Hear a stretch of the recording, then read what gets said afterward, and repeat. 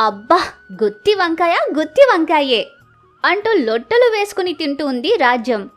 ఇంతలో పురోహితుడైన వేటూరి సీతారాం శర్మ అక్కడికొచ్చాడు. అమ్మా, భోజనం చేస్తున్నారా? సంతోషం. పక్క ఊరిలో రంగారావు అని బాగా ఆస్తి ఉన్నోడు, పేరు పలుకుబడి ఉంది, ఒకటే కూతురు. నీ శర్మ వాళ్ళ ఆస్తి గురించి అంతస్తుల గురించి చెబుతూ ఉన్నాడు. రాజ్యం మాత్రం మిరియాల చారుతో అన్నం తింటూ ఉంటుంది. అదంతా పక్కన పెట్టు. ఆ ఆస్తంతా అమ్మాయికేనా? అన్నా తమ్ముడేమైనా ఉన్నారా?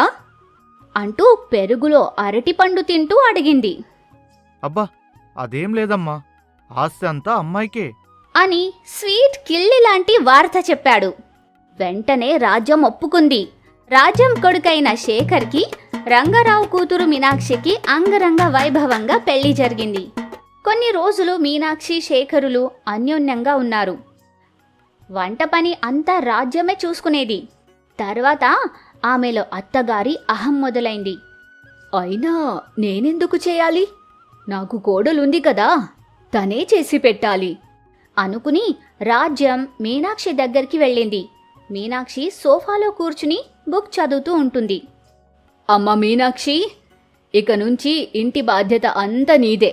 ఏదో నువ్వు పెడితే తింటా అంటూ వంట తననే చెయ్యమని చాలా మర్యాదగా చెప్పింది. సరే అత్తయ్య అని సంతోషంగా అంగీకరించింది.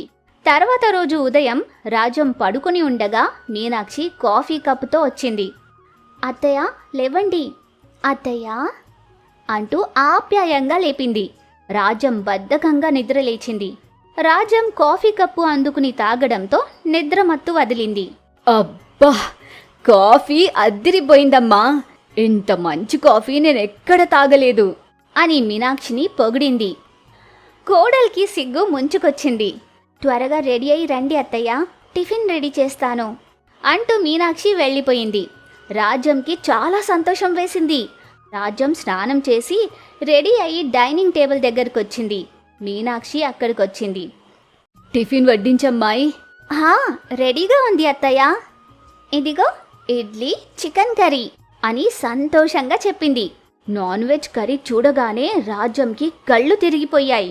ఏంటమ్మా ఇవి అంటూ ఆశ్చర్యపోయింది.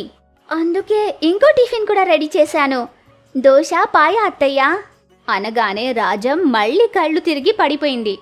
అయ్యో అత్తయ్య అత్తయ్య అంటూ మీనాక్షి అత్తయ్యని తీసుకెళ్లి బెడ్ మీద పడుకోబెట్టింది. వయసు వల్ల వచ్చిన అలసట అనుకుని మీనాక్షి తన పనులు తాను నిమగ్నమయ్యింది. అత్తయ్య రాజ్యంకి కలలో కూడా నాన్ వెజ్ ఐటమ్స్ వచ్చి భయపెట్టాయి. కొద్దిసేపటికి మీనాక్షి అత్తయ్య దగ్గరకొచ్చింది. అత్తయ్య, నన్ను క్షమించండి, మీకు ఇష్టం లేని వంటలు చేసి మిమ్మల్ని బాధ పెట్టాను.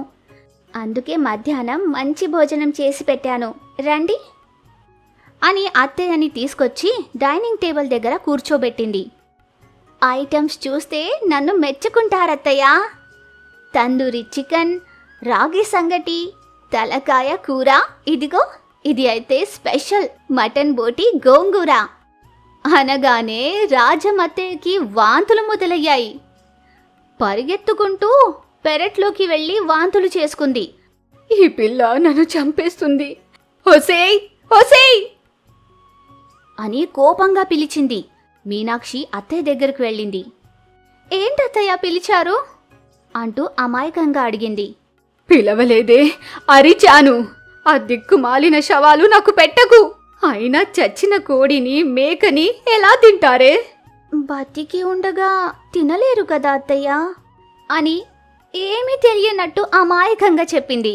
ఆ తిండి నాకొద్దు, రాత్రైనా నాకు కొంచెం మనుషులు తినే ఆహారం పెట్టు అంటూ కోపంగా చెప్పింది. సరే అత్తయ్య, మీ మాట నేను కాదన్నానా అని కాళ్ళకి నమస్కరించి వెళ్ళిపోయింది. కృష్ణ రామా, ఏంటయ్యా నాకు ఈ శిక్ష?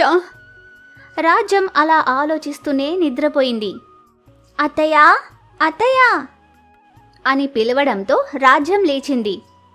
ఇప్పుడు మాత్రం మీరు ఎగిరి గంతేసి నన్ను ముద్దు పెట్టుకుంటారు, రండి తిందురు. నాకంత ధైర్యం లేదే, ఏం చేసావో చెప్పు. రండి రండి అత్తయ్య అంటూ తీసుకెళ్ళింది.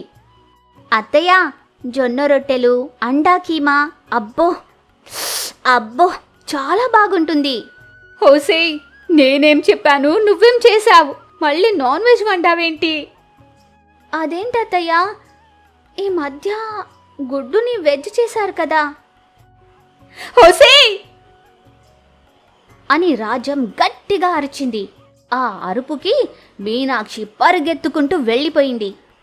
తర్వాత రోజు ఉదయం ఎవరూ లేవకముందే రాజ్యం నిద్రలేచి వంట చేసుకోవడం మొదలుపెట్టింది. కట్నం బాగా ఇస్తారా, ఆస్తి బాగుందా అని మాత్రమే ఆలోచించాను. ఆ అమ్మాయి ఏం తింటుంది అని ఒక్కసారి కూడా ఆలోచించలేదు. నా కర్మకి నేను అనుభవిస్తున్నా అంటూ ముద్దపప్పు వండుకోవడం మొదలుపెట్టింది.